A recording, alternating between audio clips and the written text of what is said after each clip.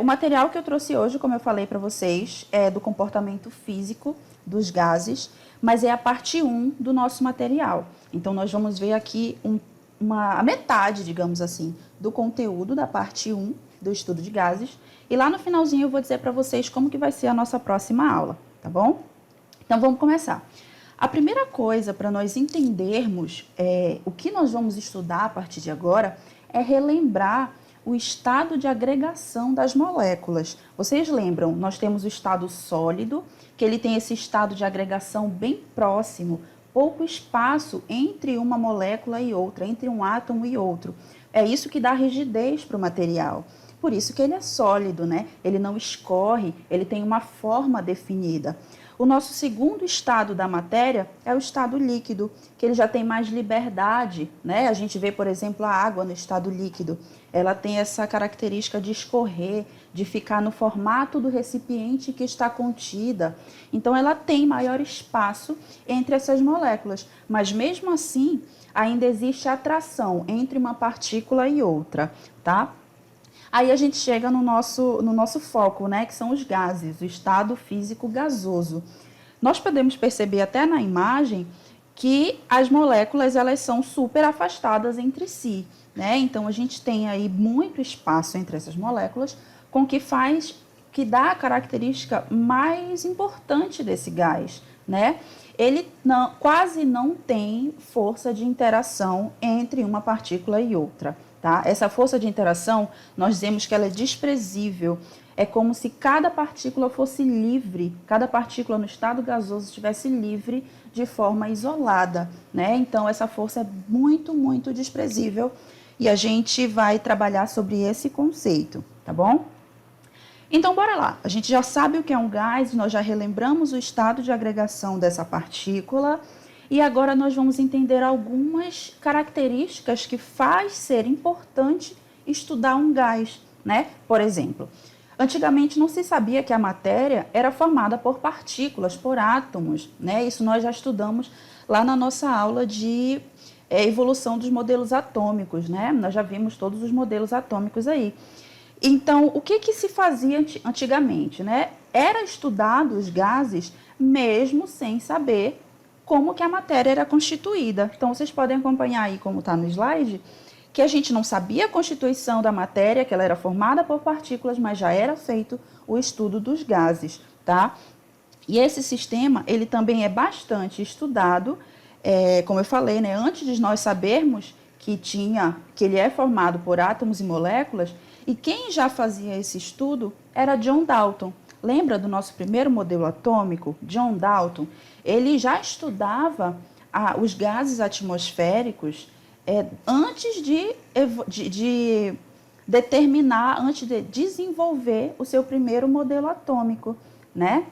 E como que ele fazia isso? Tem uma história de que na cidade que ele vivia, o índice pluviométrico era muito alto, então ele conseguia estudar muito vapor de água e vapores do ar atmosférico, né? Então, isso permitiu que ele tivesse bastante amostras para estudo. E uma outra característica também que faz com que os gases sejam importantes é justamente Thomson. Vocês lembram de Thomson, o segundo modelo atômico? Como foi que ele descobriu a existência do elétron?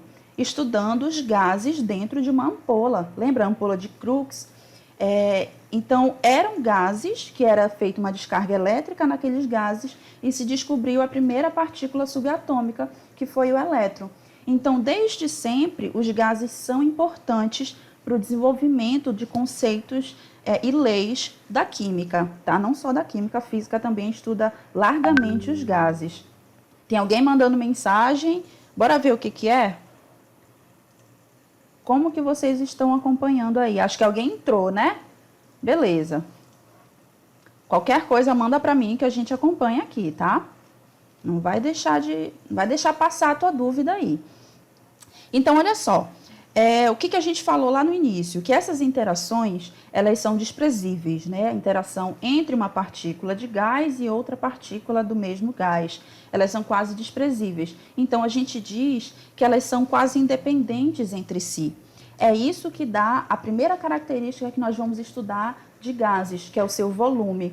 Se eu perguntar para vocês qual é o volume do gás, tu não pode me dizer se esse gás não tiver contido em um recipiente, porque a característica do gás é se expandir e ocupar todo o espaço disponível para ele. Então, se ele tiver, por exemplo, num recipiente de 2 litros, ele vai ocupar 2 litros. Esse vai ser o volume dele.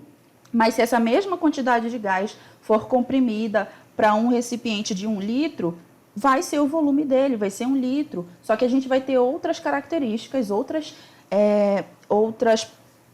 particularidades desse gás, que é o que a gente vai estudar daqui a pouco.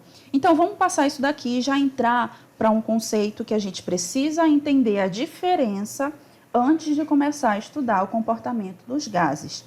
Tenho certeza que vocês já ouviram falar entre gás ideal e gás real. Mas, professora, todo gás não é gás real? Não existe? Sim, existe. Só que existe uma diferença para estudar as particularidades desse gás. As equações que nós vamos ver hoje nessa aula, elas são equações aplicadas para o gás ideal. Então, vamos ver a diferença entre esses dois tipos de gás, tá?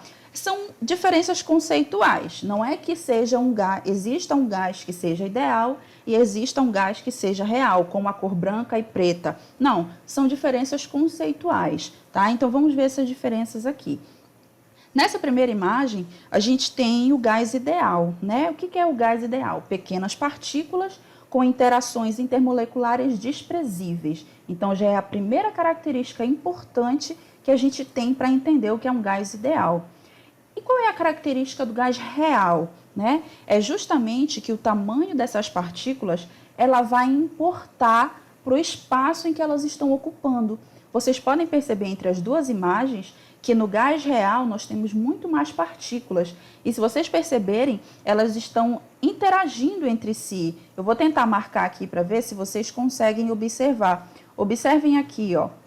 Então, essas interações é justamente o que faz com que uma molécula de gás, ou um átomo de gás, seja um gás nobre, né?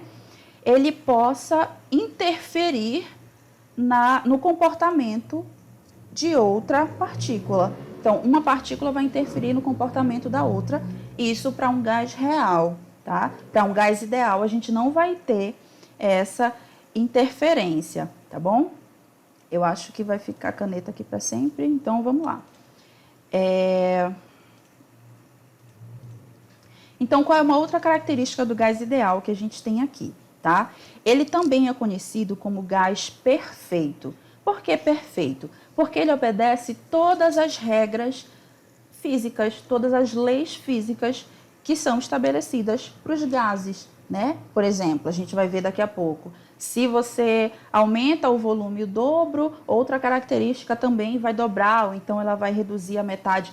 Ele sempre obedece às leis físicas rigorosamente, que é diferente para o gás real. No gás real, a gente pode ter várias modificações, várias transformações nas características desse gás, com que fazem que a gente não consiga aplicar as mesmas leis de um gás ideal para um gás real, tá? Então, outra coisa que é importante aqui para a gente perceber é esse segundo conceito do gás real, que durante essas colisões haverá interação entre as partículas e essa energia interfere no comportamento macroscópico desse gás. Comportamento macroscópico é temperatura, é volume, é pressão, tá? Então, esses comportamentos, eles vão ser atingidos, eles vão ser modificados de acordo com essa interação que existe entre uma molécula de gás e outra molécula, tá? Então, entendida essa diferença entre gás ideal e gás real, agora nós vamos estudar o comportamento de gases ideais, chamados gases perfeitos, tá? Então, todas essas leis que nós vamos aplicar hoje são para gases ideais, ok? Então, vamos lá. A primeira coisa para a gente falar dessas transformações gasosas é acompanhar a teoria cinética dos gases, né? E o que é essa teoria cinética? É uma amostra de gás que possui um número muito grande de moléculas afastadas entre si e com movimento contínuo e desordenado. O que é isso? Olha para a imagem. Quando você observa que essa partícula, né, cada esfera dessa é uma molécula ou um átomo de gás. tá? Quando eu falo átomo, eu estou me referindo aos gases nobres, que são gases mesmo na forma monoatômica. Mas sempre que eu falar molécula ou substância gasosa, eu estou me referindo aos dois tipos, tá? Por exemplo, gás oxigênio, que é O2, ou então a um gás nobre. Então, essa palavra, molécula, substância, ela vai valer para os dois tipos. Não façam essa diferença, tá? O comportamento deles é igual, é o mesmo. Então, se a gente perceber aqui na imagem, nós temos essas moléculas, essas partículas caminhando, né? Elas têm movimento, então elas têm energia e elas estão desordenadas. Elas podem colidir entre si ou elas podem colidir na parede do recipiente. E é justamente essas colisões, tá, que sempre mantém essas moléculas se movimentando. Elas sempre têm energia suficiente para se movimentar. E uma característica importante dos gases ideais é que essa colisão, esse tempo de colisão, é desprezível quando a gente considera a trajetória da partícula, tá? Então, a gente não tem que considerar, ela passou 1 milésimo de segundo paradinha, colidindo e foi diante. Não, esse tempo é desprezível comparado ao movimento dessa partícula, tá bom? Então, uma outra característica aqui é que essas forças intermoleculares são desprezíveis. Isso tem que ser dito várias vezes, porque é uma característica importante, tá? É interessante a gente entender isso. E essas moléculas, elas interagem apenas com colisões entre si, que são as colisões mútuas, e na parede do recipiente, tá? Se vocês lembrarem lá da física, movimento retilíneo uniforme, é esse movimento que essa partícula faz, tá?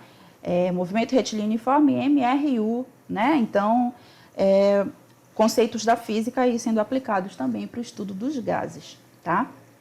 Uma outra coisa é que essas colisões são elásticas e de duração desprezível. Lembra que eu falei? Não interessa se ela passou 1 milésimo de segundo colidindo com uma partícula e saiu, não. Esse tempo é desprezível, tá? Mas elas colidem e essas colisões são elásticas. O que isso quer dizer? Bateu, ela vai voltar para onde ela estava indo, ela vai seguir outra trajetória, ela vai quicar.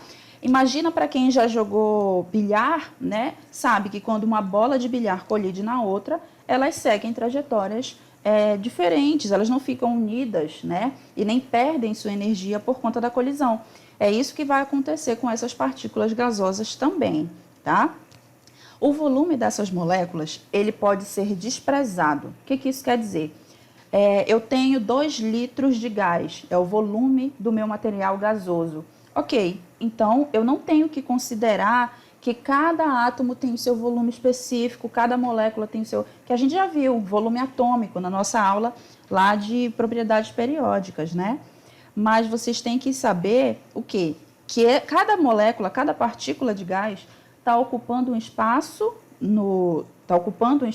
né, na atmosfera ou no recipiente que ela está contido, e é justamente esse espaço que ela ocupa que é o seu volume, tá? O volume de cada molécula, ele não é considerado para o cálculo do volume desse gás, tá bom? E o movimento dessas partículas, eles acontecem segundo as leis de Newton, né? Acho que vocês lembram lá da primeira lei da inércia, a lei da gravitação universal, acho que é essa segunda lei. Então, elas seguem as leis de Newton. O que isso quer dizer? Elas vão sempre se manter em movimento, tá? A não ser que alguma força faça com que ela mude o seu estado de movimento, ok?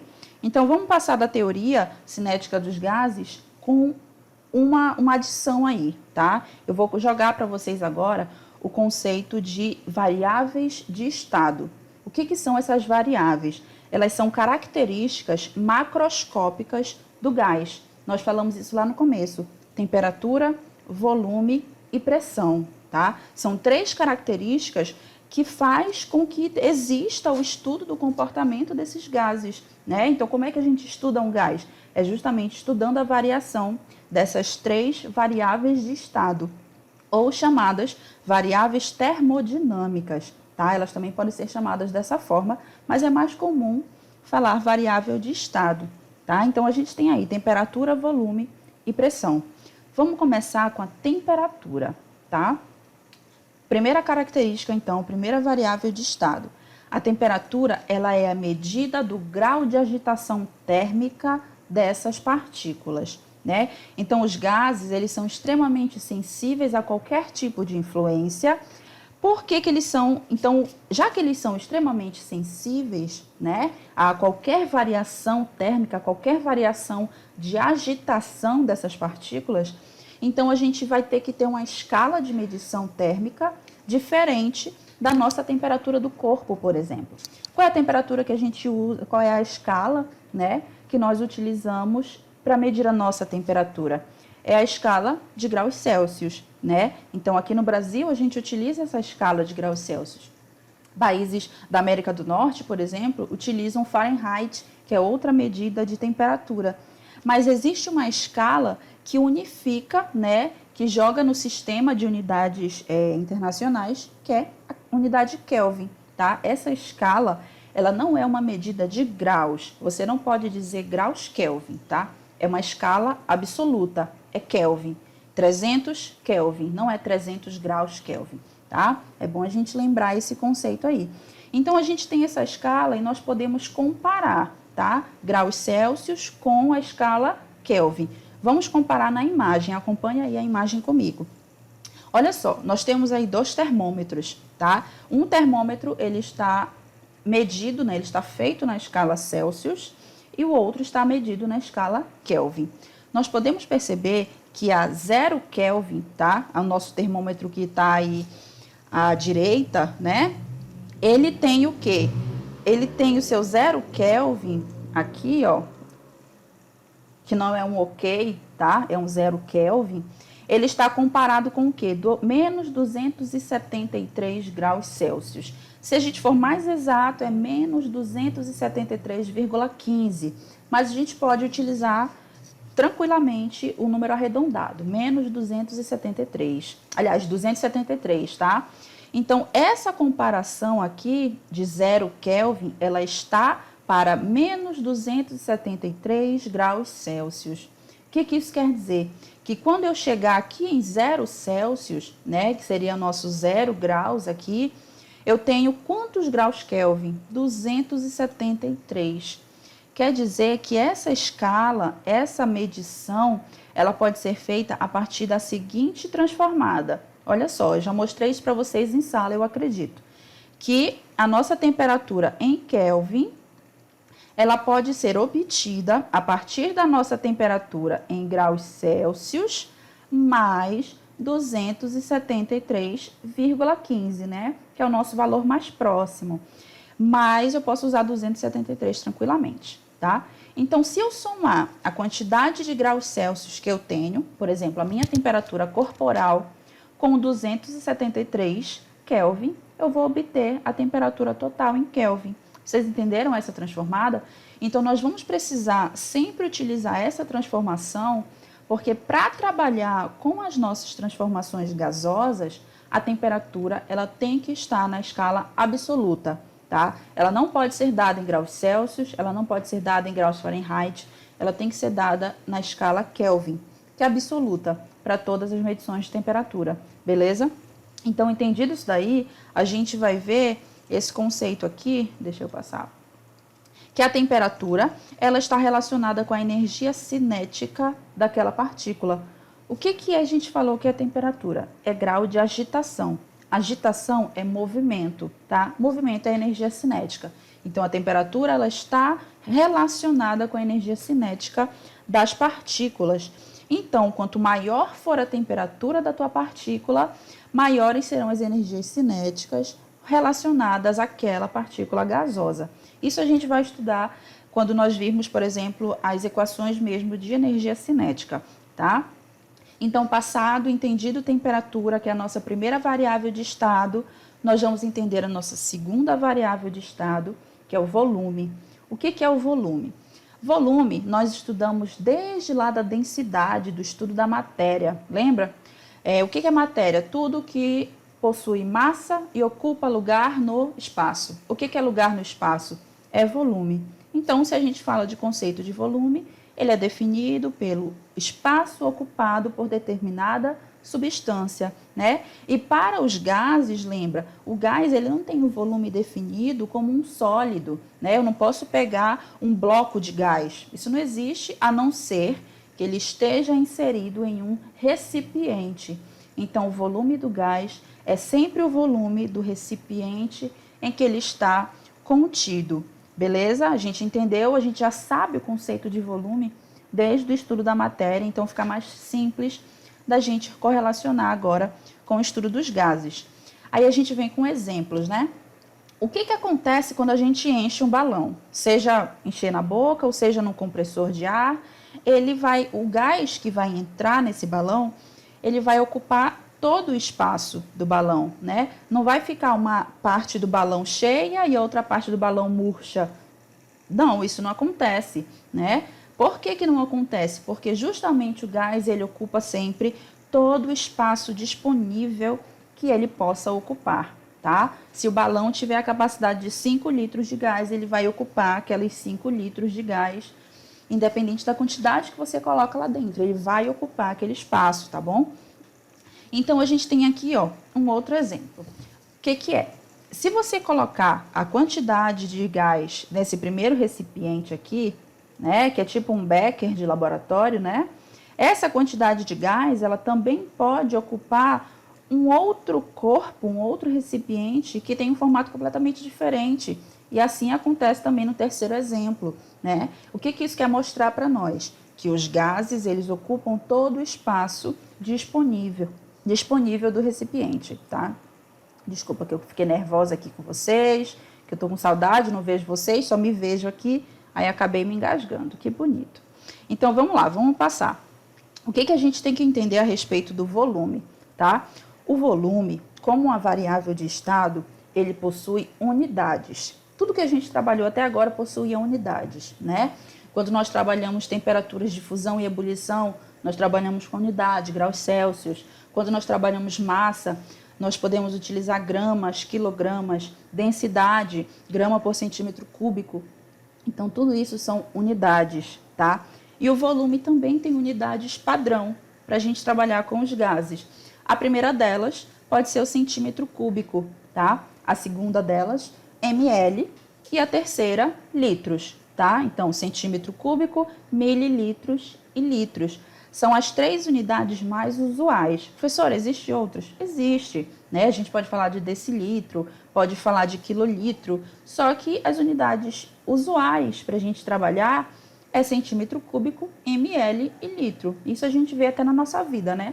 Ou é 1 litro de açaí ou é 500 ml de açaí, não é verdade? Isso eu já falei para vocês. Então, olha só, se a gente já entendeu quais são essas unidades, vamos comparar a transformada, né, de uma para outra, assim como a gente fez lá em Celsius e Kelvin, tá? Então, olha só, percebam aqui que no início nós temos 1 centímetro cúbico, né? E o que esse 1 centímetro cúbico diz para nós a respeito do volume? É que ele equivale a 1 ml, tá? Então, se você tem 1 centímetro cúbico, você tem 1 ml. É o que a gente chama de 1 para 1, né? Essa comparação é de 1 para 1. E se você tiver, por exemplo, 1 litro, isso equivale a 1000 ml, não é? Então, também equivale ao quê? 1000 centímetros cúbicos, tá bom?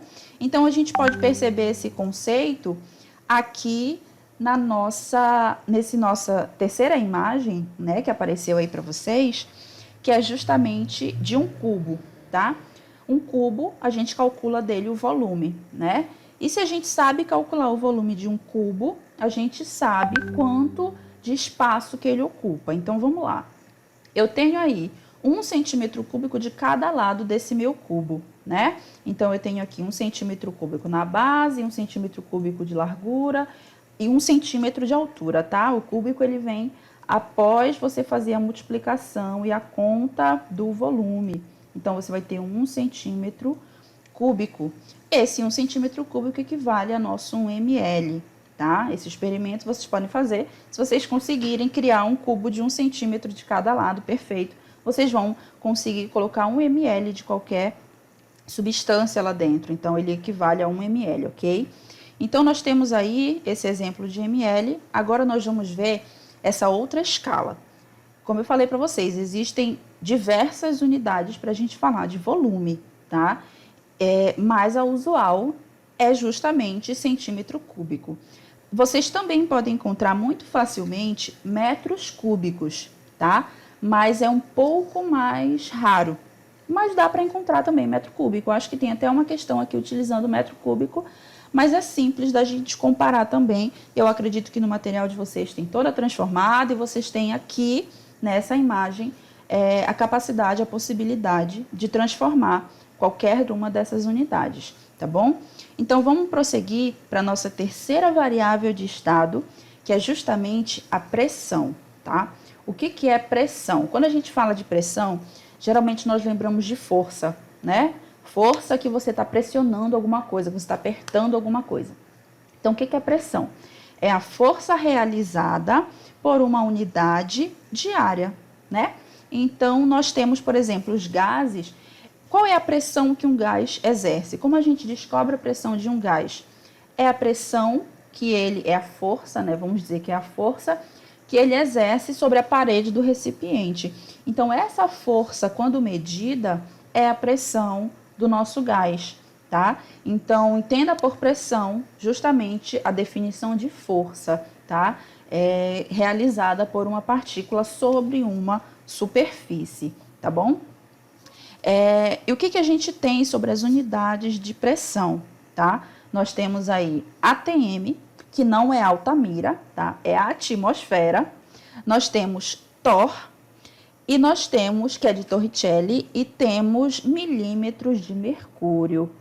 Também podemos trabalhar com centímetros de mercúrio, mas o mais usual é trabalhar com milímetros de mercúrio, tá? Esse milímetro de mercúrio que é o que permite nós medirmos a nossa temperatura do corpo, por exemplo, com aqueles termômetros antigos, né, que tinham mercúrio na ponta, né, que com a temperatura mais alta, o calor do nosso corpo, ele se expandia e permitia que a gente visualizasse a nossa temperatura corporal, né? Eu acho que quem já teve contato com esse termômetro sabe como ele funciona. Então, nós temos essas três unidades, ATM, Torr e milímetros de mercúrio.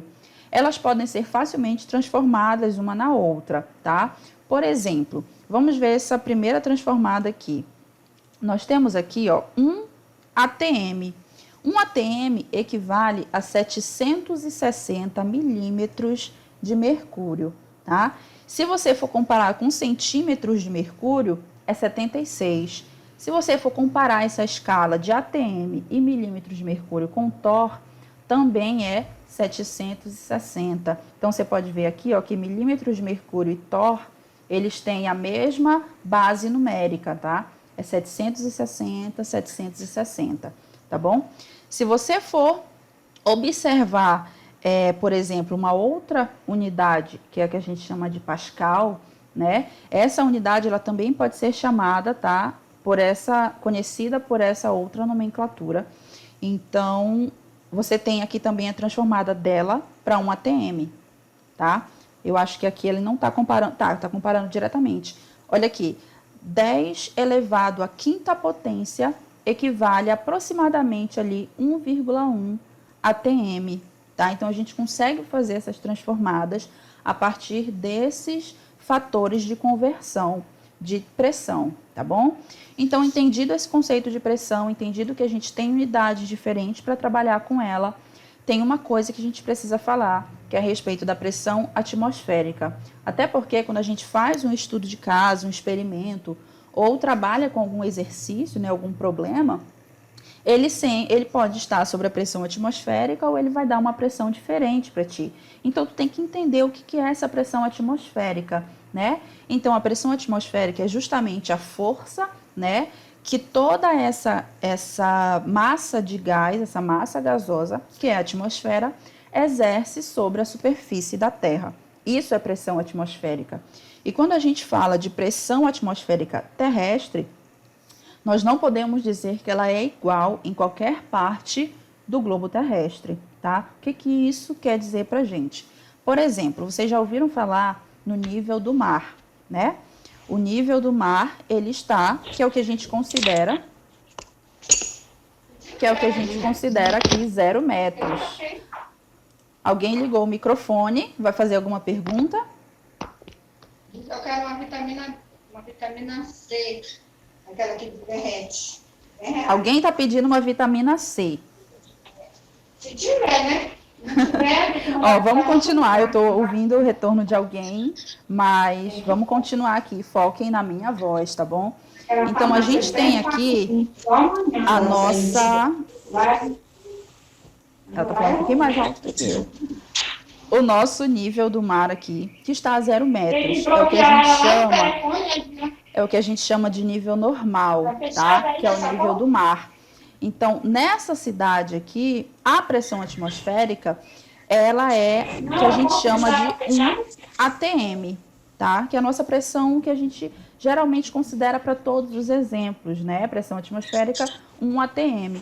Mas se nós formos falar de altitude, de, por exemplo, cidades que têm a altitude mais alta do que o nível do mar, essa pressão ela diminui, tá? Justamente porque a massa de ar está mais rarefeita, então ela exerce menos força, menos pressão na superfície terrestre, tá bom?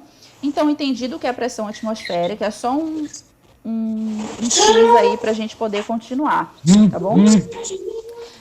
Aqui nós vamos falar das condições normais de temperatura e pressão. Agora eu estou ouvindo o celular de alguém vibrar. Olha só, se vocês forem precisar fazer alguma pergunta, liguem o microfone de vocês e façam a pergunta. Fiquem livres para fazer durante a aula mesmo, não tem problema, tá bom? Então vamos continuar aqui. As condições normais de temperatura e pressão, elas são quando um gás está a temperatura de 0 graus Celsius, tá? Que é o que a gente observa aqui, ou seja, ele está a 273 Kelvin, né? E a gente considera a pressão um ATM, tá? A pressão padrão ao nível do mar ou nível normal, né? Que é o que a gente conhece. Isso a gente diz que são as condições normais de temperatura e pressão. É o nosso famoso CNTP, né? Então, calcule as condições desse gás nas CNTPs. Então, quer dizer que ele está nas condições normais de temperatura e pressão. Se você precisar utilizar alguma temperatura que ele não deu, é 273 Kelvin. Se você precisar utilizar uma pressão que o problema não deu, é um ATM, tá bom? Então, é para isso que servem as condições normais de temperatura e pressão, ok?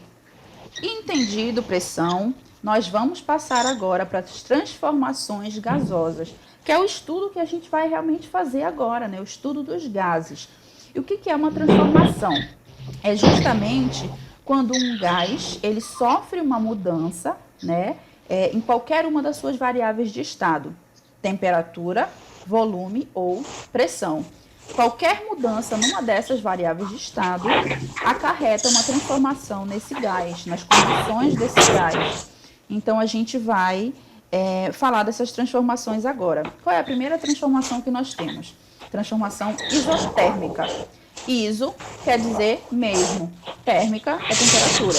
Então, nós temos uma transformação que acontece na mesma temperatura, correto? A segunda transformação que nós vamos ver é a transformação isovolumétrica. Iso, mesmo, volumétrica, volume. Então, ela acontece no mesmo volume. Se a gente tem 3 variáveis de estado e a transformação ela é isovolumétrica, então nós vamos variar temperatura e pressão. O mesmo acontece para as outras. A nossa última transformação é a transformação isobárica.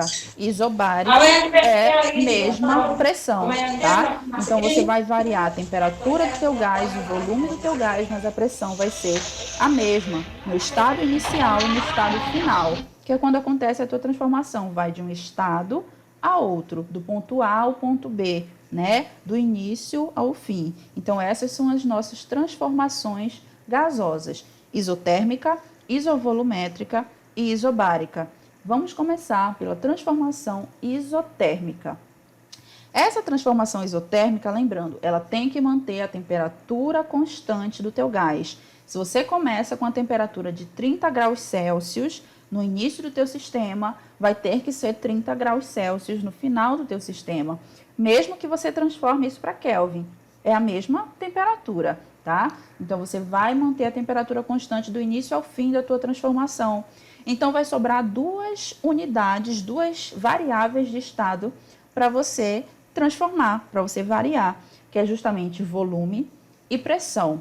Elas vão poder mudar durante essa transformação, mas a temperatura ela se mantém, né, constante, tá? Então, quem fez esse estudo, né, quem determinou essa equação que nós vamos estudar, esse experimento que nós vamos estudar para a transformação isotérmica é a lei de Boyle-Mariot, tá? Ou Mariotte, vocês que sabem aí como é que fala, né? Boyle-Mariot.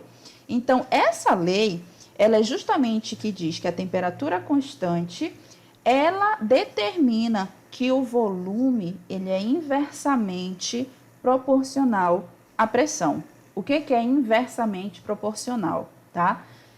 Se o volume está crescendo, a pressão ela está diminuindo. É inverso. Nunca eles vão crescer ou diminuir no mesmo sentido. É inverso, então um cresce e o outro diminui. Um cresce e o outro diminui. Isso é inversamente proporcional, né?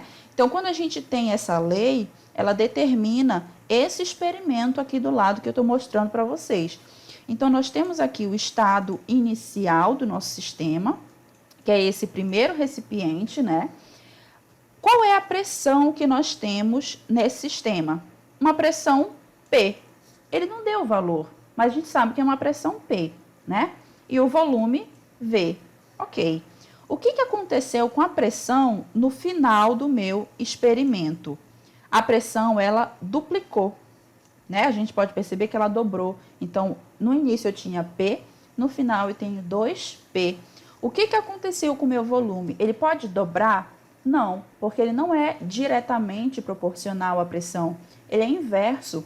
Então, se a minha pressão está aumentando o dobro, o meu volume ele diminui a metade, né? Então, sempre essas direções, elas são proporcionais, tá? Seja direto, seja inverso. Nesse caso de pressão e volume, elas são inversamente proporcionais. Se você dobra a pressão, o teu volume cai pela metade.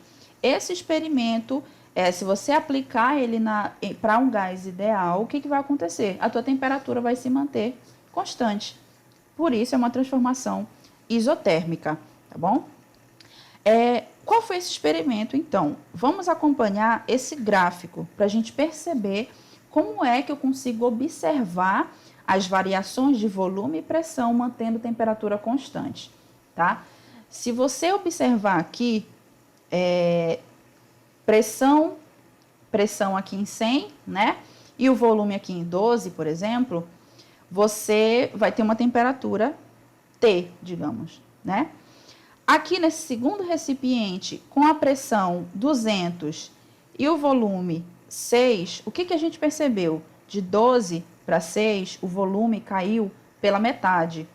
De 100 para 200, a pressão subiu o dobro. Então, a temperatura ela permaneceu constante. Se você medir a temperatura nesse ponto e medir a temperatura nesse ponto do experimento, é a mesma temperatura. O que variou? Volume e pressão, tá? Então, esse experimento permitiu, né, criar a nossa equação da variável da transformação isotérmica. E qual é essa nossa equação? Ela vai relacionar pressão e volume, tá? Já que a temperatura ela é constante. Por isso que a gente diz aqui na primeira, em negrito aqui, né? P vezes o V é igual a uma constante, que é a temperatura que é constante, não é verdade? Então, a gente vai ter o quê? P1, que é a nossa pressão inicial, multiplicado pelo nosso volume inicial, que é V1, igual a P2 multiplicado por V2. Então, a gente tem aqui a nossa primeira equação de transformação gasosa, que é a transformação isotérmica. Professora, mas cadê a temperatura nessa equação? Se ela é constante, ela não precisa aparecer no início nem no final. É o mesmo valor, você não vai trabalhar com o mesmo valor dos dois lados da igualdade, né? Então, nós só vamos considerar pressão e volume se a transformação ela é isotérmica. A temperatura ela é constante, ela sai da tua equação. Então, a gente tem aqui pressão e volume iniciais, pressão e volume finais, tá? Sempre a gente vai tentar relacionar P1, V1, P2, V2, tá bom? 1 equivale ao inicial, 2 vai equivaler ao final da tua transformação.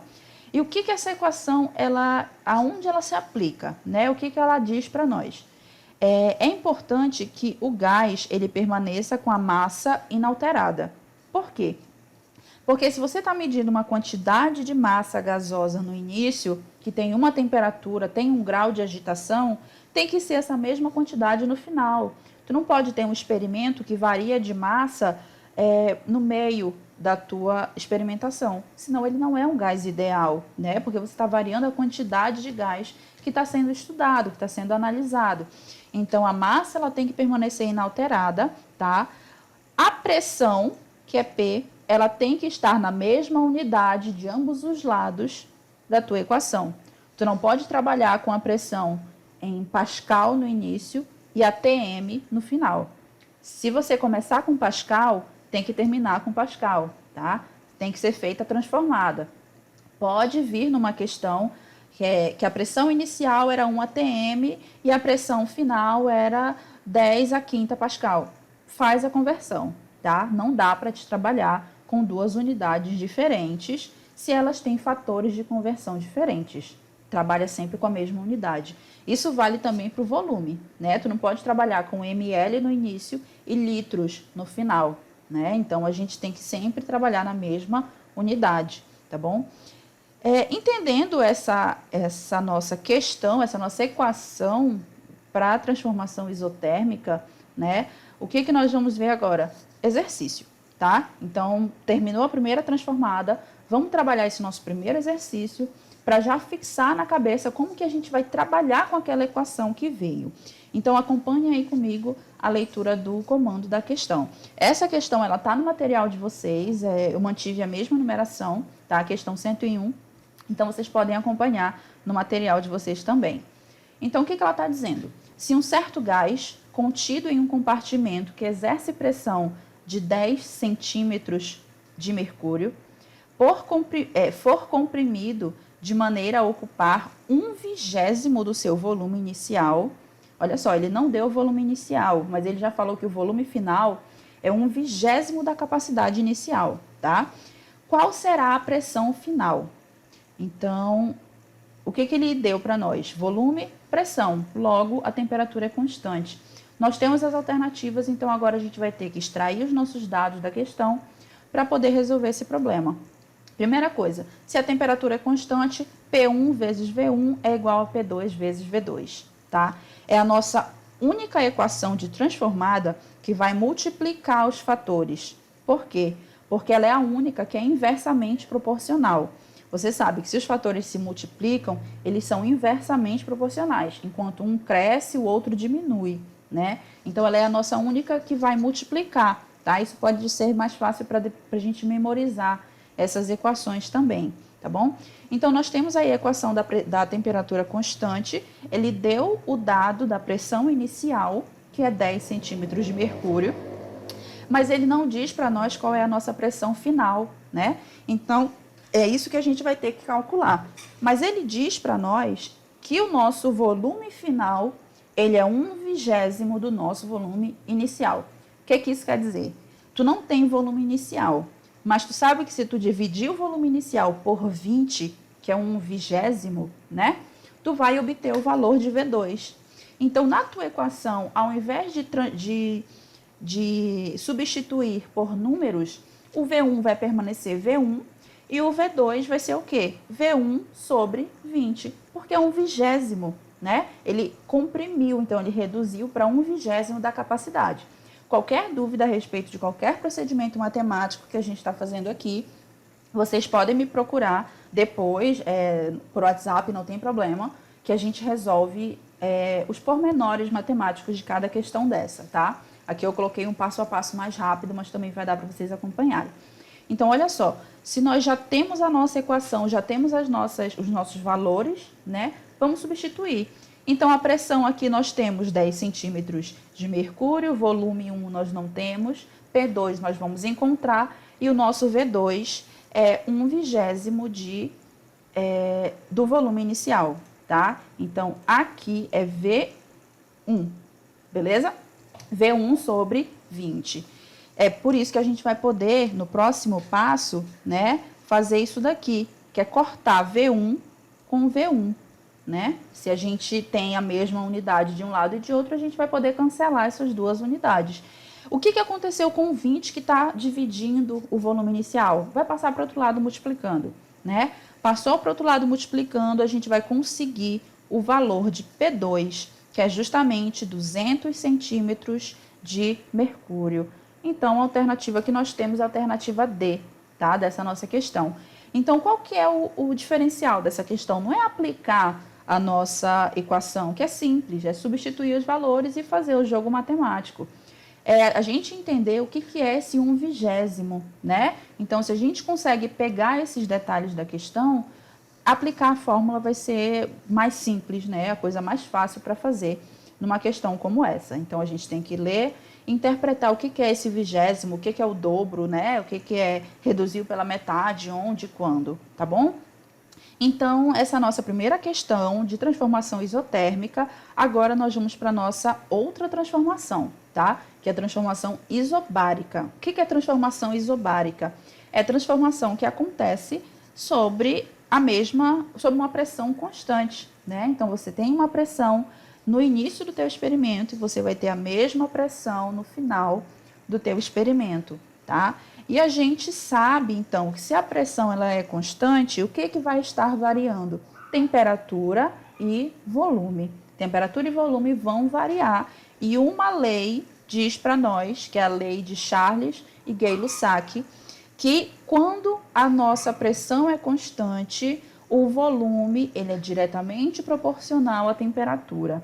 Lembra? Inverso, um cresce e o outro diminui, né? Se ele é diretamente proporcional, volume diretamente proporcional à temperatura, os dois vão crescer na mesma proporção ou eles vão diminuir na mesma proporção, tá? Então, eles são diretamente proporcionais. E a gente sabe, então, vamos ver agora, na verdade, esse exemplo, tá?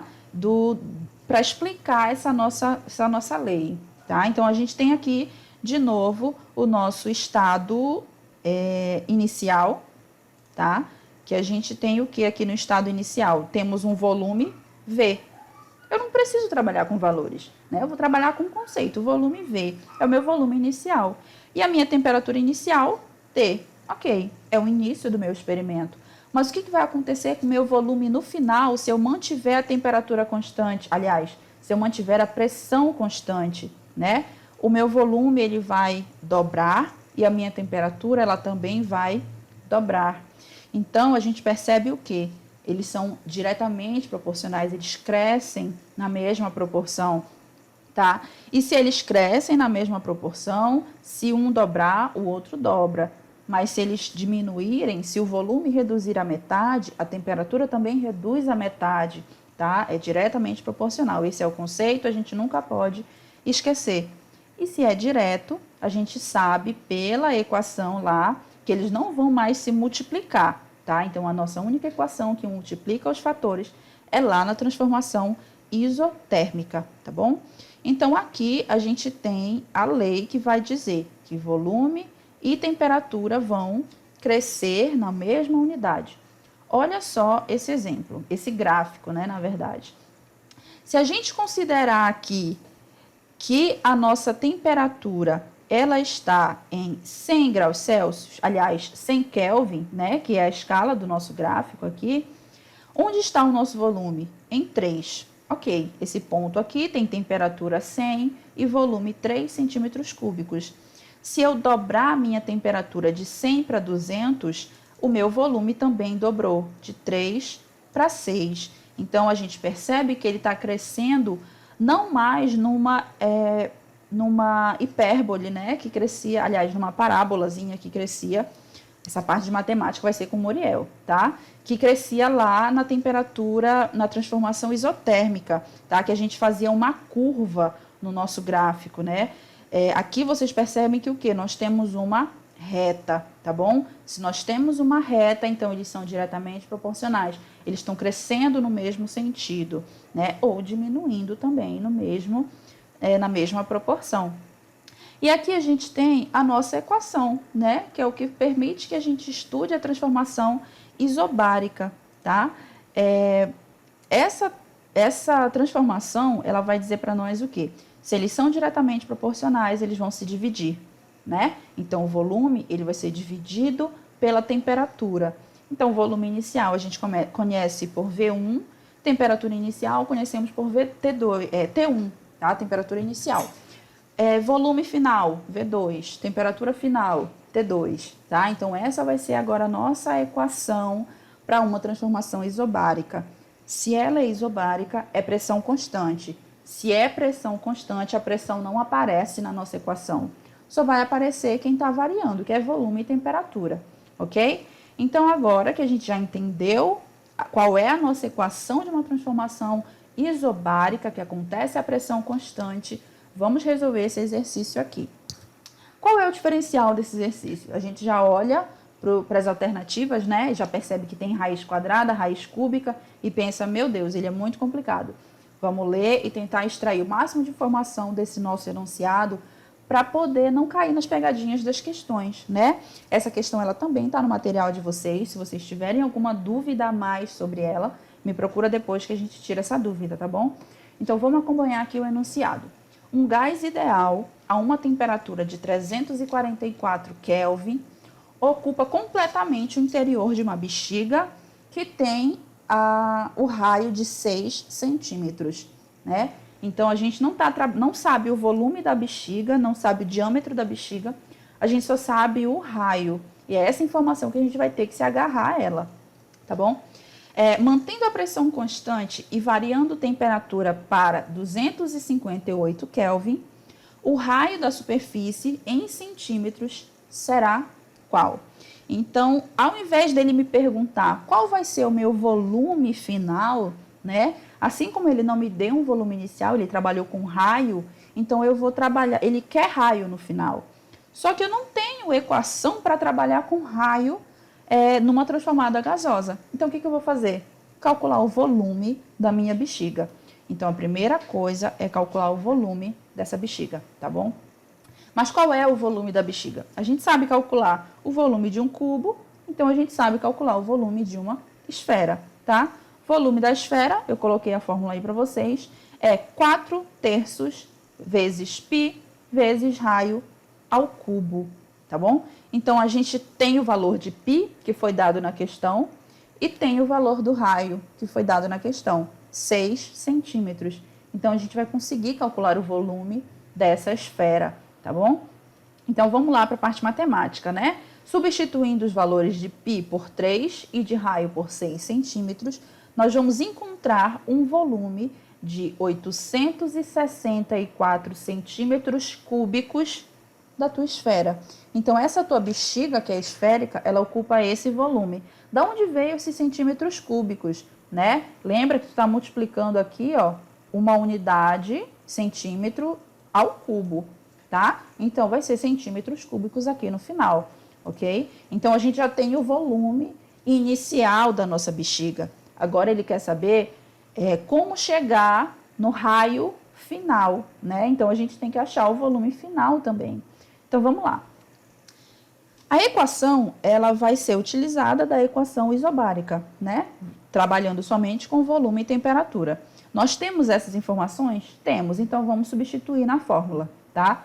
Volume inicial, 864, temperatura inicial, 344. Volume final nós não temos, nós vamos encontrar, mas nós temos a temperatura final, que é 258 Kelvin. Então, fazendo o processo matemático, jogando 258 para multiplicar do outro lado, né? Se ele está dividindo, ele passa multiplicando, nós vamos encontrar o volume final da nossa bexiga. Então, ela ocupava anteriormente, no início do nosso experimento, 864. Agora, ela ocupa 648 centímetros cúbicos, né? Esse é o volume final da nossa bexiga. Mas é o que ele está pedindo para nós? Não é. Ele está pedindo o raio final. Se a gente tem o volume, a gente consegue calcular o raio, né? É o processo inverso do que nós fizemos no início. A partir do raio, calculamos o volume. Agora é o contrário, tá? Então, vamos ver ali qual é a fórmula do raio. tá? Essa fórmula, que tem a raiz cúbica de V sobre π vezes 3/4, é a mesma fórmula do volume, só que ela está mexida matematicamente para a gente isolar o raio, tá? Essa raiz cúbica é porque no início o raio está elevado à terceira potência, então ele passa para o outro lado em forma de raiz cúbica, tá bom? Então, resolvendo, substituindo esses valores do volume que a gente tem e do π que a gente também tem, que foi dado na questão, nós encontramos a raiz cúbica de 162 centímetros cúbicos. Não tem essa alternativa na nossa questão. Claro que não, a gente vai ter que tirar esse valor de dentro da raiz cúbica. Como que a gente tira um valor de dentro de uma raiz? Fatoração, tá? A gente vai fatorar esse valor para poder tirar ele de dentro da raiz cúbica. A minha fatoração aqui foi feita por 3, porque todas as divisões são exatas, tá? Então, 162 dividido para 3 dá 54, dividido para 3 dá 18, dividido para 3 dá 6, dividido para 3 resta 2, tá? Então, se a gente olhar para o nosso segundo lado aqui da coluna, o que nós temos, né? Nós temos aqui, ó, 3 aparecendo 4 vezes aqui e restou 2, né? Então, como vai ser a nossa retirada da raiz cúbica, tá? Se você pegar esses 3 primeiros aqui, você vai elevar ele o quê? Ao cubo. Por quê? 3, esse valor 3, é o nosso valor que está aqui, 3. Se ele aparece 3 vezes para ti, então vai ter que ser elevado ao cubo. Se ele aparecesse 4 vezes, ia ser elevado à quarta potência. Mas como a nossa raiz é cúbica, fica mais fácil para nós elevar ao cubo. E a gente vai poder cortar e tirar ele de dentro da raiz. Restou 3 daqui e restou 2 daqui, tá? Então, a gente resolveu a nossa raiz cúbica, fatorando esse valor. E a gente tem ali, ó, o raio, ele vai ser raiz cúbica de 3 ao cubo vezes 3 vezes 2. Fácil, né? Tirou o 3 de dentro da raiz, ó, eu vou conseguir cortar as potências, o 3 sai da raiz. E o que sobra? 2 vezes 3. 2 vezes 3 é 6. Então, nós temos 3 raiz cúbica de 6 centímetros, que é o nosso raio final. Da onde apareceu esse centímetro? Se dentro da raiz cúbica era centímetro cúbico, você corta cubo do centímetro com o cubo da raiz e ele sai na forma de centímetro, tá? Você só está cancelando as unidades aí e ele sai na forma de centímetro. Então, nós temos como resultado para essa questão a alternativa E, tá bom? Diz que o nosso raio final é de 3 raiz cúbica de 6, beleza? Então, esse exercício, ele é um pouco mais trabalhoso porque ele exige de nós o conhecimento do volume da esfera, né? Então, a gente tem que saber sobre o conceito de raio, sobre o conceito de volume, e por isso ele se torna um pouco mais complicado. Mas na parte que a gente aplica a nossa equação da variável da transformação gasosa, fica simples, né? A gente consegue trabalhar facilmente com essa equação. Então, agora que nós terminamos o segundo exercício, a gente vai para a nossa terceira e última transformada gasosa, que é a transformação isovolumétrica. Transformação isovolumétrica também é conhecida por transformação isocórica ou transformação isométrica, tá? São 2 tipos de nomes que vocês vão encontrar para falar de transformação isovolumétrica. Só que isovolumétrica é mais simples, né? Porque já fala no nome que é volume. Então, se fala que é volume, significa que as transformações isovolumétricas acontecem a volume constante, tá bom? Então, se a gente tem volume constante, o que vai variar? As outras 2 variáveis de estado, pressão e temperatura, tá bom? Então, se pressão e temperatura vão variar, olha só essa lei também de Charles e Gay-Lussac, determinaram a partir dos seus experimentos, tá bom? Se o volume é constante, determinada massa fixa do gás exerce pressão diretamente proporcional à temperatura absoluta. Pressão é diretamente proporcional à temperatura. Volume também era diretamente proporcional à temperatura.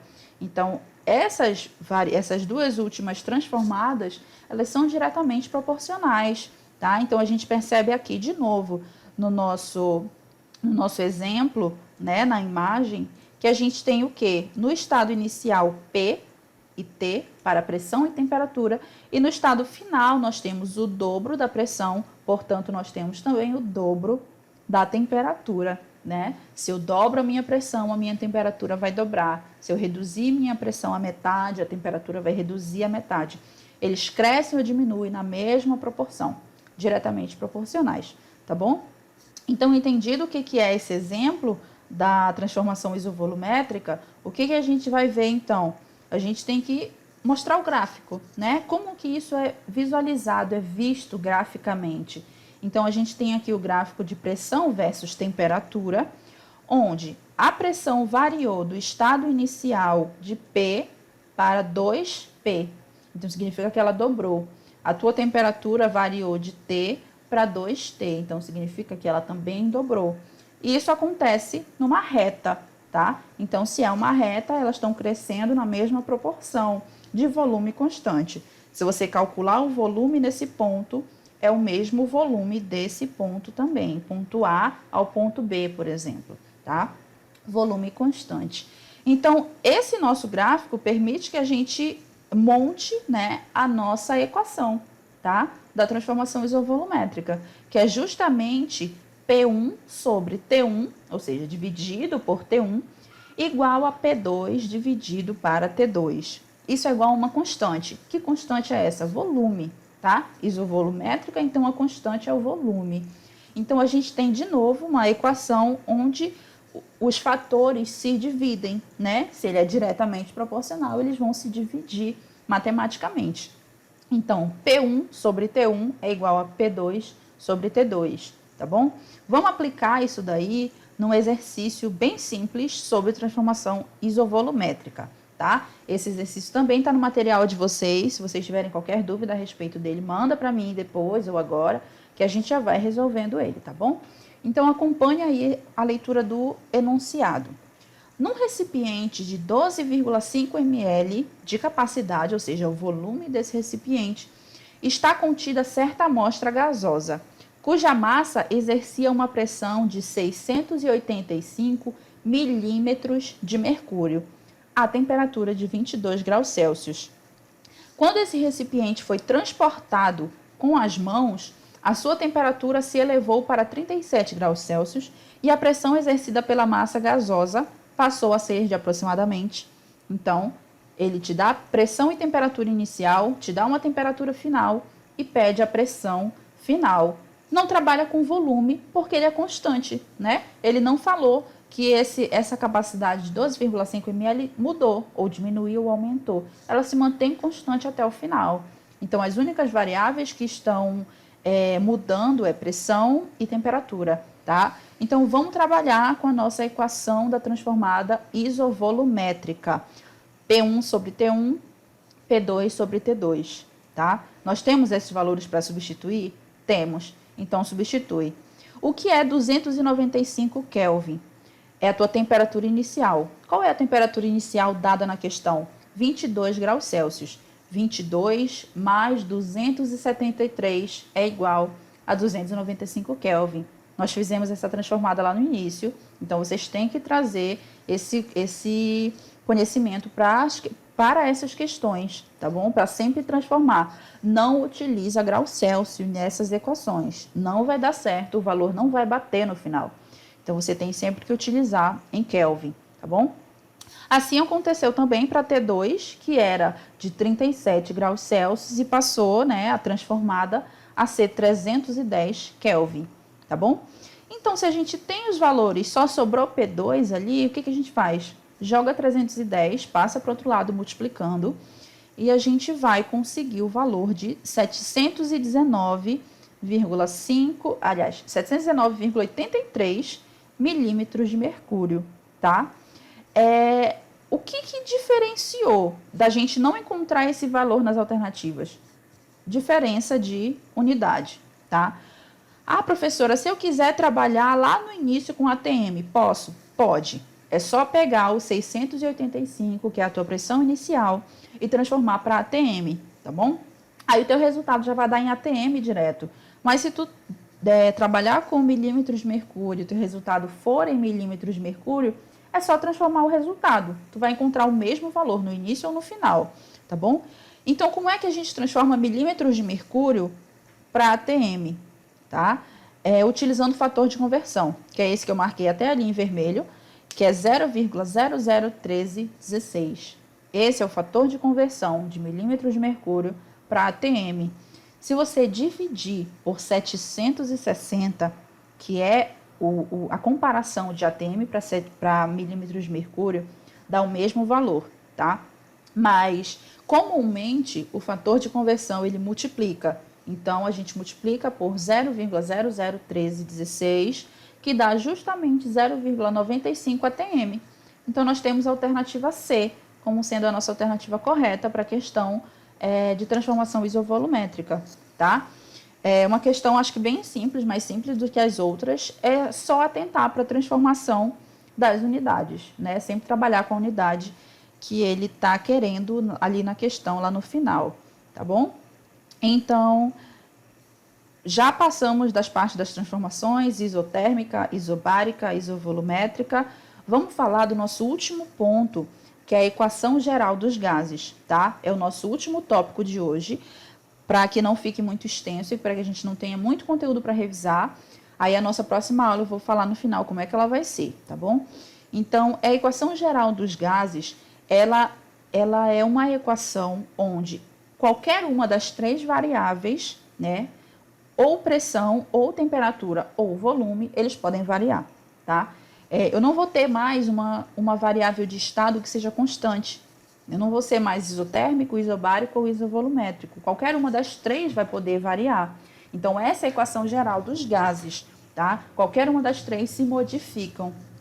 Então, a gente vai utilizar uma equação que ela vai ter que unir, né, as três variáveis, pressão, volume e temperatura, na mesma equação, que é o que a gente não via anteriormente, só tinham sempre duas variáveis de estado. Então, olha como vai ficar a nossa equação, tá? Nós temos aí P1 vezes V1 sobre T1, tá? Esse é o nosso estado inicial. Tudo tem que estar no estado inicial, pressão, volume e temperatura, tá? Se você pegar a transformação isovolumétrico, é P1 sobre T1.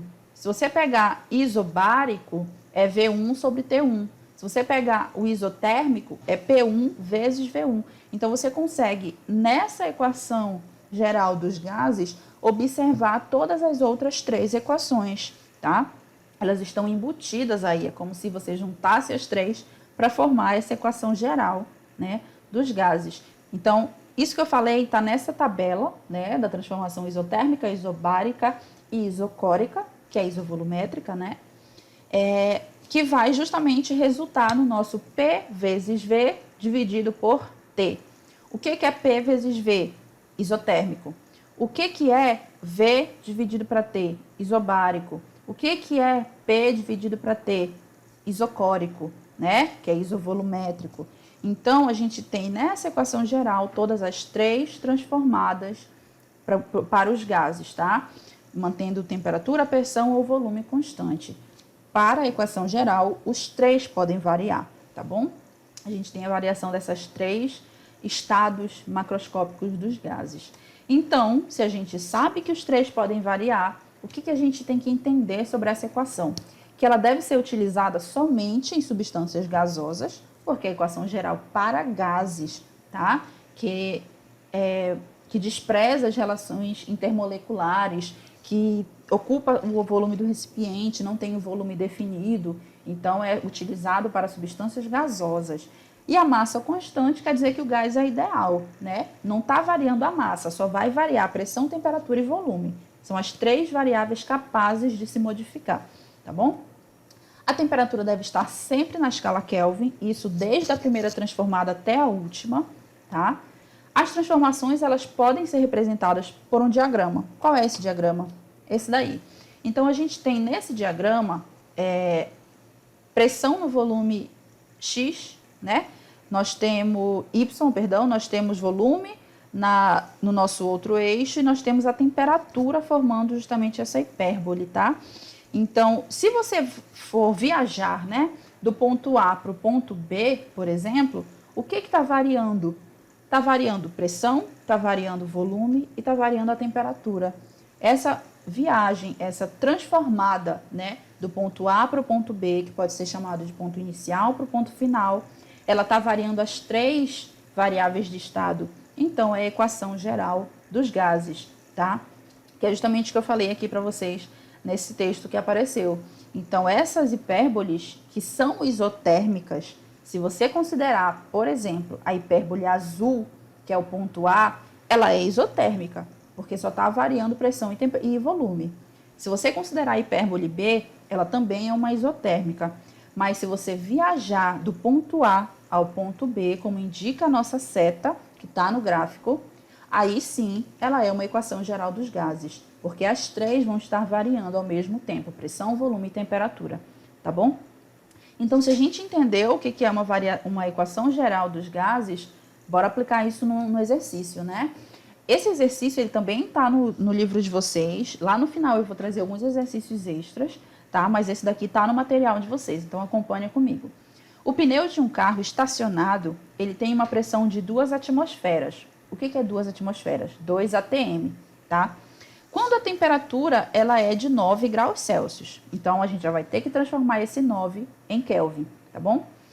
Depois de o veículo correr em alta velocidade, a temperatura do pneu sobe para 37 graus Celsius e o seu volume aumenta em 10%. Ele deu o volume inicial? Não deu, mas ele disse que o volume final aumentou em 10%. Ele quer saber a pressão final desse teu pneu. Mas o nosso primeiro desafio é justamente saber qual é o volume, né? A equação nós sabemos qual utilizar, que é a equação geral dos gases, tá bom? Então, P1 vezes V1 sobre T1, P2 vezes V2 sobre T2, tá? Qual é o volume agora? Qual é o volume inicial?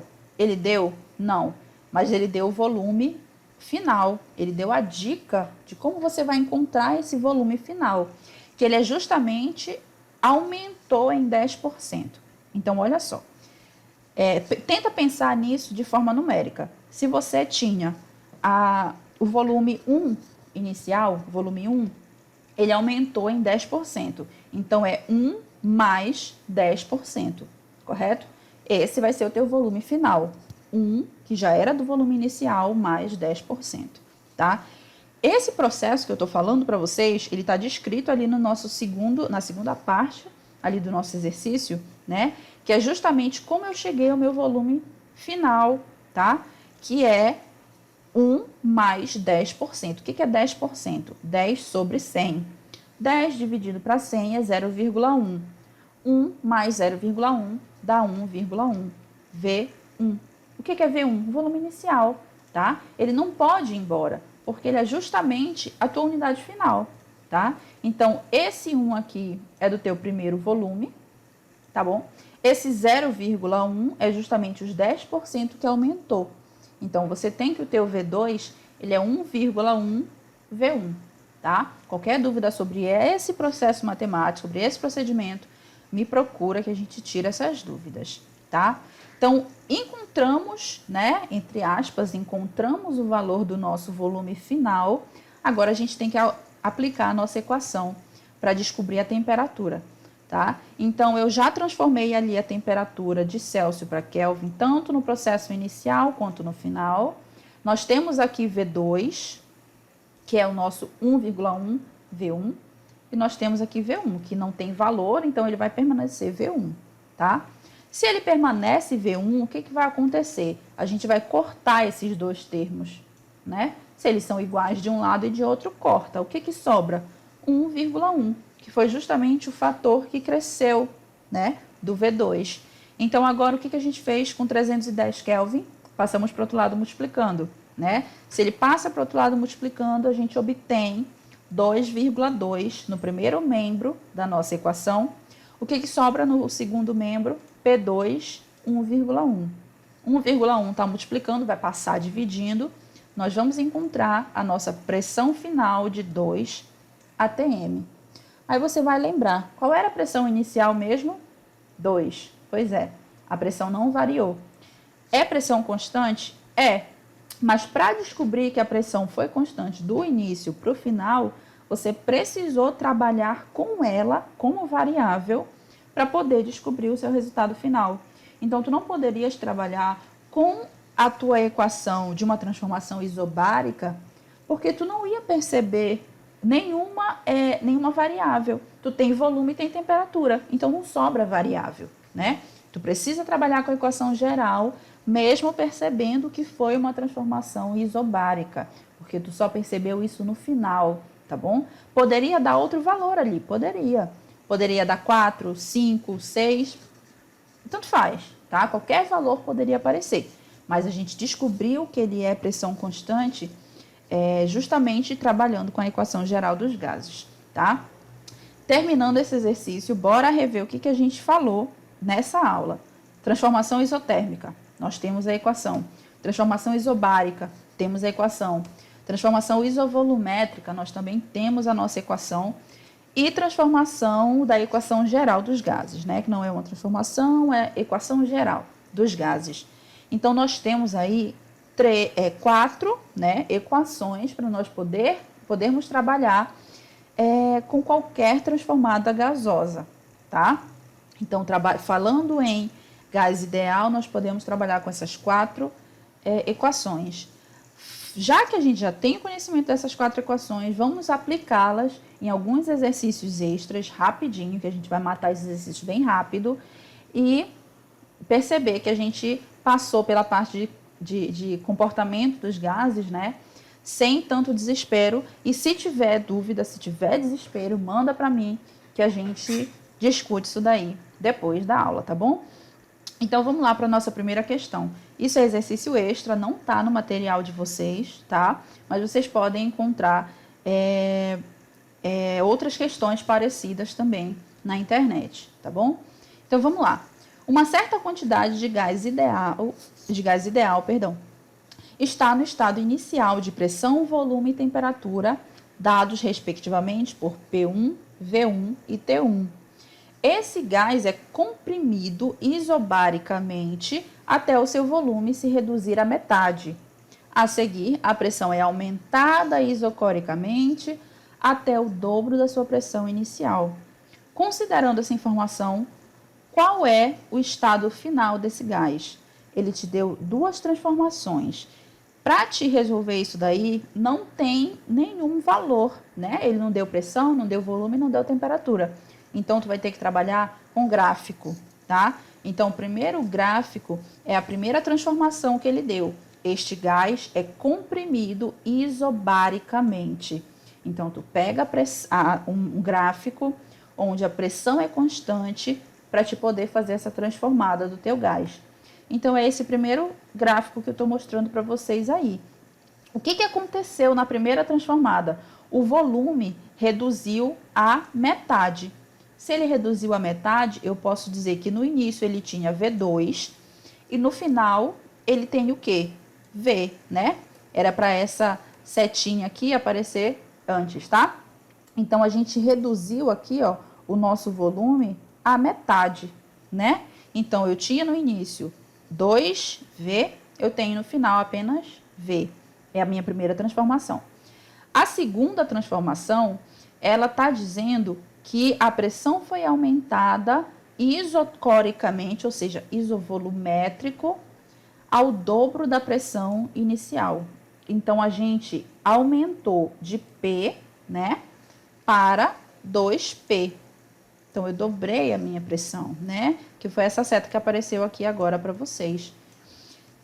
Agora, o que ele quer?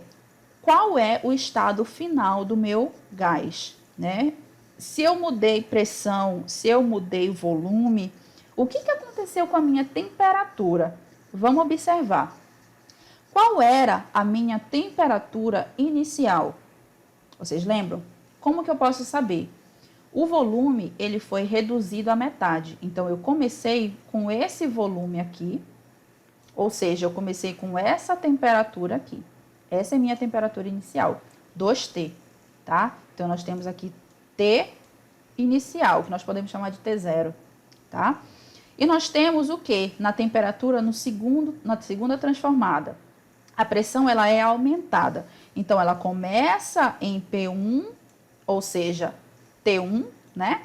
E termina em 2P, tá? Que é o dobro da tua pressão inicial. Então, tu tem o dobro da tua temperatura inicial para esse sistema.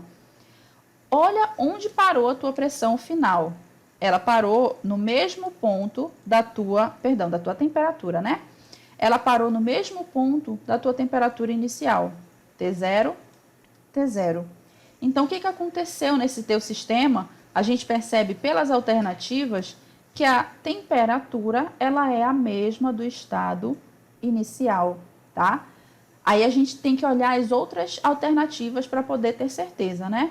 Letra A, volta ao estado inicial? Não, porque tu já alterou pressão e volume, então ele não voltou para o estado inicial. Apresenta o dobro da temperatura inicial? A gente viu no gráfico que não.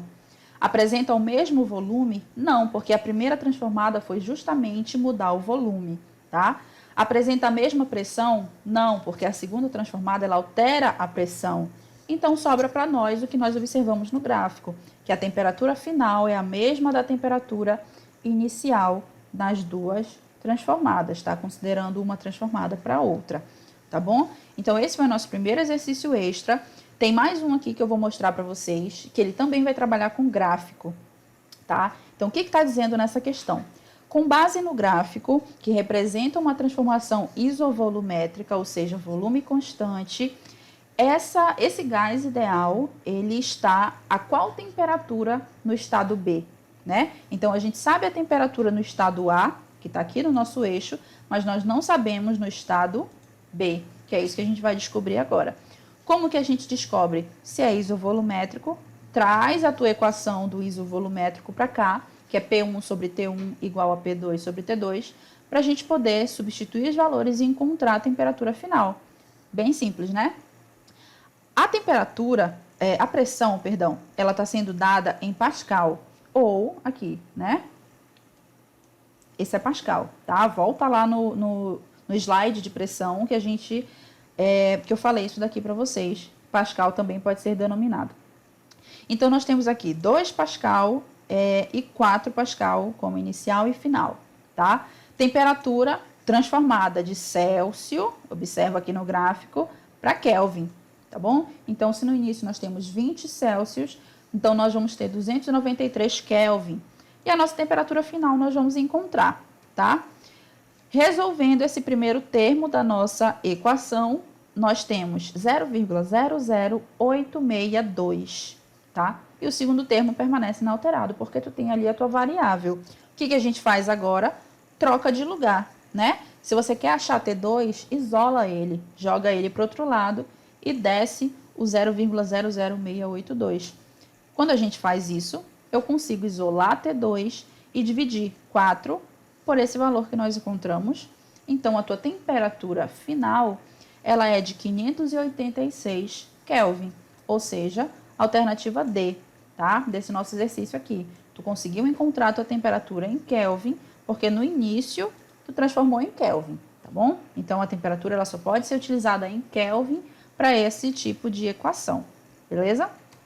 Mais um exercício também bem simples, que ele vai dizer o seguinte: em condições tais que um gás se comporta como ideal, ou seja, tu vai poder usar qualquer uma das nossas 4 equações, as variáveis de estado assumem os valores de 300 Kelvin, 2 metros cúbicos e 4 vezes 10 a quarta Pascal no estado A, ou seja, no início, tá? Sofrendo certa transformação, esse sistema chega no estado B, em que os valores, eles são 450 Kelvin, 3 metros cúbicos e P2. Qual é o valor de P2? Ou seja, ele te deu volume e temperatura e ele quer saber a tua pressão final. Simples, equação geral dos gases. Substitui todos os valores que ele te deu. Professor, eu posso usar Pascal? Pode. Eu posso usar metro cúbico? Pode, tá? Por que tu pode usar essas unidades? Porque tu está trabalhando com a mesma unidade de um lado da tua equação e do outro lado também. Tu não poderia trabalhar com unidades diferentes, tá? Mas se tu está trabalhando com as unidades iguais, elas podem ser trabalhadas, ser levadas como Pascal e metro cúbico, tá bom? Então, a gente tem aí que sobrou o nosso P2 como a nossa variável que a gente vai ter que encontrar, né? Então, resolve o teu primeiro membro da tua equação e passa o 450 multiplicando para o outro lado. Se ele está dividindo, passa multiplicando, né? Então, nós encontramos aqui, resolvendo esse primeiro membro e multiplicando por 450, nós temos 120.000 igual a P2, que nós vamos encontrar, vezes 3 metros cúbicos, que ainda está aqui em cima, né? A gente ainda não mexeu nele, tá? Agora sim a gente pode isolar P2 fazendo o que com esse 3 metros cúbicos? Passa para o outro lado dividindo. Se ele está multiplicando, passa dividindo, né? Então, a gente vai dividir os metros cúbicos e vamos encontrar o valor de 40.000 pascal. Joga isso para a notação científica, que tu vai encontrar 4 vezes 10 a quarta pascal, ou seja, alternativa C. Ah, professora, mas foi a mesma pressão inicial? Foi, porque se tu observar volume e temperatura, eles cresceram na mesma proporção, então a pressão ela fica constante. Mas isso nem sempre pode acontecer, tá? Tu pode encontrar um valor que seja diferente do inicial. Isso acontece em vários exercícios, em vários exemplos. Esses que eu trouxe para vocês, por um acaso, ele resultou na pressão sendo constante, tá bom? Esse outro exercício aqui, ele é mais conceitual e ele é bem rapidinho, tá? Vamos trabalhar ele rapidinho que a gente já vai terminar. Olha só, ele te dá esse gráfico e ele te dá uma rota. A rota passa de 1 para 2, ou seja, ponto 1 para o ponto 2 para o ponto 3 e do ponto 3 volta para o ponto 1. Então, ele quer saber quais são as respectivas denominações, ou seja, quais transformações aconteceram nesses pontos. Se você passar do ponto 1 para o ponto 2, você tem uma transformação isovolumétrica. Percebe que o volume que está nesse eixo, ele não alterou, ele permanece igual, né? Uma reta. Então, você tem aí uma transformação isovolumétrica. Nós já podemos eliminar a letra A, né? E podemos eliminar aqui a letra D, tá? Elimina essas alternativas porque elas não começam com isovolumétrico. Agora, nós vamos para a segunda rota, que é de 2 para 3, né? Quando nós passamos do ponto 2 para o ponto 3, ela é isotérmica. Percebe que a temperatura aqui nesse eixo, ela permanece constante, né? Do ponto 2 para o ponto 3. Então, se ela é isotérmica, nós temos aqui isovolumétrico e isotérmico, seguindo aqui na alternativa C, né? Então, o que nós podemos observar, né, para esse exercício, tá? Ele só te dá essa opção. Não tem mais outro isovolumétrico e isotérmico, mas tu pode fazer o caminho 3 para 1, que é isobárico. Por que isobárico? Isobárico é pressão constante. Se você fizer a multiplicação, né, a equação aqui do cálculo da pressão no ponto 3 e no ponto 1, você vai achar a mesma pressão. Então, ela é isobárica. Isso diz para nós que essas transformadas acontecem de acordo com a alternativa C, isovolumétrico, isotérmico e isobárico, respectivamente, tá bom? Então, esse nosso, acho que é o último exercício, tá? O exercício extra que eu trouxe para a gente trabalhar. Agora, aqui que eu vou mostrar para vocês o conteúdo na nossa próxima aula. Nós vamos trabalhar ainda o comportamento dos gases, mas vai ser a parte de condições específicas de temperatura e pressão, tá? Hipótese de Avogadro, volume molar, equação de Clapeyron, que nós vamos utilizar para os gases perfeitos, e a estequiometria de reação com gases, tá? Então, vai voltar para a nossa parte 1, mas com outros tópicos, que é o final da nossa parte 1 para a gente trabalhar.